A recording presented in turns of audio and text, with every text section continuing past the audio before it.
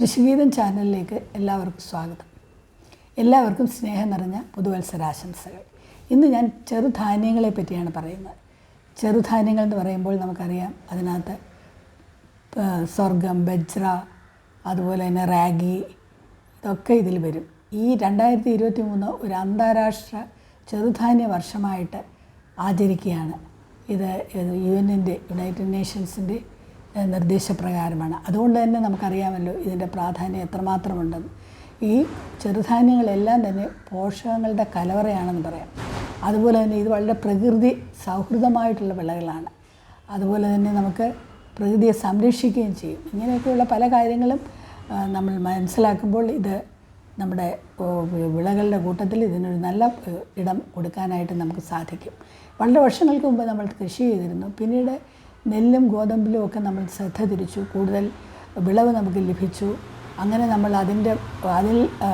അതിനെ ആധാരമാക്കിയായിരുന്നു നമ്മുടെ ആഹാര രീതികളൊക്കെ തന്നെ. അങ്ങനെ ഇതെല്ലാം ഈ ചെറുധാന്യങ്ങൾ പാർശ്വവൽക്കരിക്കപ്പെട്ടു എന്ന് പറയാം. പക്ഷേ ഇതിൻ്റെ പോഷക മൂലകങ്ങളെ പറ്റി കൂടുതൽ മനസ്സിലാക്കിയപ്പോൾ, ഇതിൻ്റെ പ്രാധാന്യം മനസ്സിലാക്കിയപ്പോൾ വീണ്ടും ഇത് തിരിച്ചു കൊണ്ടുവരാനായിട്ടുള്ള ശ്രമം നടക്കുകയാണ് ലോകരാഷ്ട്രങ്ങളും അതുപോലെ തന്നെ ഇന്ത്യയും നമ്മുടെ സംസ്ഥാനവും ഒക്കെ തന്നെ. അപ്പോൾ ഇതിൻ്റെ പോഷകങ്ങളെ പറ്റി പറയാനാണെങ്കിൽ ഇതിൽ അന്നജമാണ് നമുക്ക് ആദ്യം എടുത്ത് പറയേണ്ടത്. ഇതിന് ഗ്ലൈസീമിക് ഇൻഡെക്സ് കുറഞ്ഞ ഒരു അന്നജമാണ്. അപ്പോൾ ഇത് പ്രമേഹ രോഗികൾക്കും അതുപോലെ തന്നെ ഒരുപാട് ജീവിതശൈലി രോഗങ്ങൾ കൊണ്ട് ബുദ്ധിമുട്ടുന്നവർക്കൊക്കെ ഇതിൽ അന്നജം നെല്ലിനേക്കാളും ഗോതമ്പിനേക്കാളും ഗുണം ചെയ്യും. അതുപോലെ തന്നെ ഗ്ലൂട്ടൻ്റെ അംശം കുറവായതുകൊണ്ട് ഗ്ലൂട്ടൻ അലർജി ഉള്ളവർക്കും ഇത് ഉപയോഗിക്കാമെന്നുള്ളതാണ് മറ്റൊരു കാര്യം. അതുപോലെ തന്നെ ധാരാളം വൈറ്റമിൻസ്, ധാതുക്കൾ, അതുപോലെ തന്നെ നല്ല കൊഴുപ്പാണ് ഉള്ളത്. അതുപോലെ തന്നെ നല്ല അമിനോ ആസിഡ്സ് ഉണ്ട് നമുക്ക് വളർച്ചയ്ക്കൊക്കെ വേണ്ട. അതുപോലെ തന്നെ പ്രതിരോധശേഷി നൽകുന്ന പല വൈറ്റമിൻസും ഒക്കെ ഇതിലുണ്ട്. അതായത് കരോട്ടിനോയിഡ്സ് ഉണ്ട്, അല്ലെങ്കിൽ B6, ഫോളിക് ആസിഡ്, അതുപോലെ തന്നെ സൂക്ഷ്മ മൂലകങ്ങളുണ്ട്, ഇരുമ്പ്, അതുപോലെ തന്നെ മറ്റു മൂലകങ്ങൾ പൊട്ടാസ്യം, ഫോസ്ഫറസ്, കാൽസ്യം, മഗ്നീഷ്യം, ഇങ്ങനെ തുടങ്ങി ധാരാളം മൂലകങ്ങൾ നമുക്ക് നമ്മുടെ വളർച്ചയ്ക്കും അതുപോലെ തന്നെ പ്രതിരോധശേഷിക്കും സഹായിക്കുന്ന പല മൂലകങ്ങളുണ്ട്. അപ്പോൾ ഇതൊക്കെ കണക്കിലെടുക്കുമ്പോൾ നമുക്കിത് ആഹാരത്തിൽ ഉൾപ്പെടുത്തേണ്ട ഒരു വലിയ ആവശ്യമായിട്ട് വന്നിട്ടുണ്ട്. ഇതിനെ ഇപ്പോൾ ന്യൂട്രി സീരിയൽസ് എന്നാണ് പറയേണ്ടത്. പണ്ട് കോഴ്സ് സീരിയൽസ് എന്നൊക്കെ നമ്മളിതിനെ വിളിച്ചുകൊണ്ടിരുന്നു. ഇപ്പോൾ അതിനെ ന്യൂട്രി സീരിയൽസ് എന്നുള്ള രീതിയിലേക്ക് അത് മാറിക്കഴിഞ്ഞു. അപ്പോൾ ഇതിൻ്റെ പ്രാധാന്യം മനസ്സിലാക്കിയാണ് നമ്മളിപ്പോൾ ഇതിനെ ഇങ്ങനെ പുതിയ പേര് നിർദ്ദേശിച്ചിട്ടുള്ളത്. അതുപോലെ തന്നെ ഇത് വളർത്താനും കൃഷിക്കാർക്ക് വളരെ എളുപ്പമാണ്. തീരെ ശ്രദ്ധ വേണ്ട. ഏത് തരത്തിലുള്ള മണ്ണിലും വളരും. വെള്ളത്തിൻ്റെ ആവശ്യം വളരെ കുറച്ച് മതി. നെല്ലും ഗോതമ്പിനെയൊക്കെ അപേക്ഷിച്ച് ജൈവവളങ്ങളൊക്കെ തന്നെ മതി. ഇപ്പോൾ കൂടുതൽ വളത്തിൻ്റെ ആവശ്യമില്ല. ഒരു 2-2.5 മാസത്തിനുള്ളിൽ അതിൻ്റെ വിളവെടുക്കാൻ സാധിക്കും. ഇത് പൂക്കുന്ന സമയത്തൊക്കെ ഇത് നമുക്ക് കാലിത്തീറ്റയായിട്ട്, ആ സമയത്തൊക്കെ മുറിച്ച് കാലിത്തീറ്റയായിട്ട് വേണമെങ്കിൽ ഉപയോഗിക്കാം.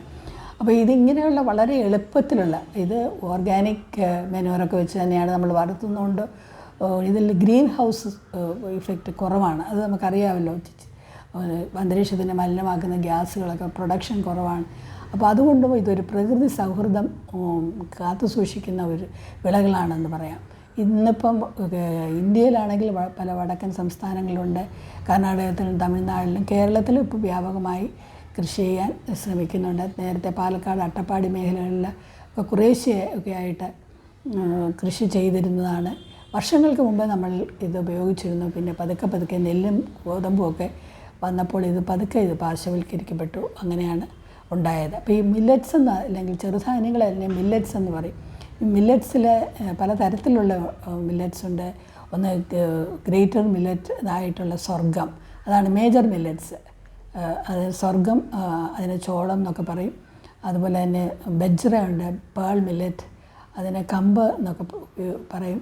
അതുപോലെ തന്നെ നമുക്ക് റാഗി നമുക്കറിയാം, ഫിംഗർ മില്ലറ്റ്, അതൊക്കെ റാഗി നമ്മൾ കുട്ടികൾക്കൊക്കെ കൊടുക്കുന്നതാണ്. അപ്പോൾ ഇതൊക്കെ മേജർ മില്ലറ്റ്സ് വരും. ഇത് കൂടാതെ മറ്റ് മില്ലറ്റ്സ് ധാരാളമുണ്ട്. തിന, ചാമ, പനിവരക്, കുതിരവാലി, ഇവയെല്ലാം തന്നെ പോഷക സമ്പുഷ്ടമാണ്. ഇവയെല്ലാം തന്നെ വളർത്താൻ എളുപ്പമാണ്. അപ്പോൾ ഇതൊക്കെ നമുക്ക് നമ്മുടെ ആഹാര രീതിയിൽ ഇത് ഉൾപ്പെടുത്തണം.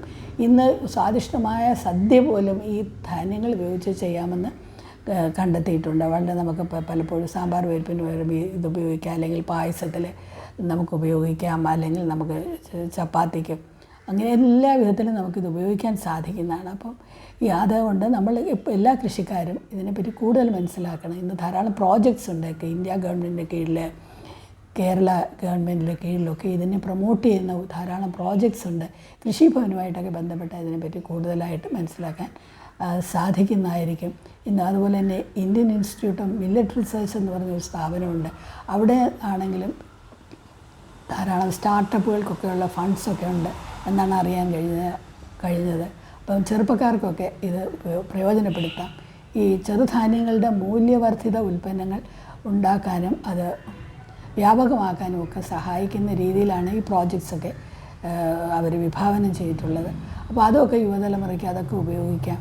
അതുപോലെ തന്നെ എല്ലാവരും അവരവരുടെ കൃഷിസ്ഥലത്തിൻ്റെ ഒരു ഭാഗത്ത് ഇതുപോലെയുള്ള ചെറുധാന്യങ്ങൾ കൃഷി ചെയ്യുന്നത് ഒരു ശീലമാക്കുക, അത് ഉൽപ്പാദിപ്പിക്കുക, അത് ഉപയോഗിക്കാൻ ശ്രമിക്കുക, ആഹാരത്തിൽ ഉൾപ്പെടുത്തി നമ്മുടെ ആരോഗ്യവും അതുപോലെ തന്നെ പ്രതിരോധശേഷിയും വർദ്ധിപ്പിക്കുക. നമുക്ക് നമ്മുടെ ജീവിതശൈലി രോഗങ്ങളിൽ നമുക്ക് മുക്തി നേടാം. അതുപോലെ പ്രകൃതിയുമായിട്ട് സൗഹൃദം കാത്തു സൂക്ഷിക്കാനും സഹായിക്കും എന്നുള്ളതാണ് കാര്യം. ഇത് എപ്പോഴും ഓർഗാനിക്കായിട്ടൊക്കെ നമ്മൾ വളർത്തേണ്ട ആവശ്യമേ ഉള്ളൂ. അതിന് ധാരാളം വളമൊന്നും വേണ്ട. അതുകൊണ്ട് തന്നെ ഗ്രീൻ ഹൗസ് ഇഫക്റ്റൊക്കെ കുറവായിരിക്കും.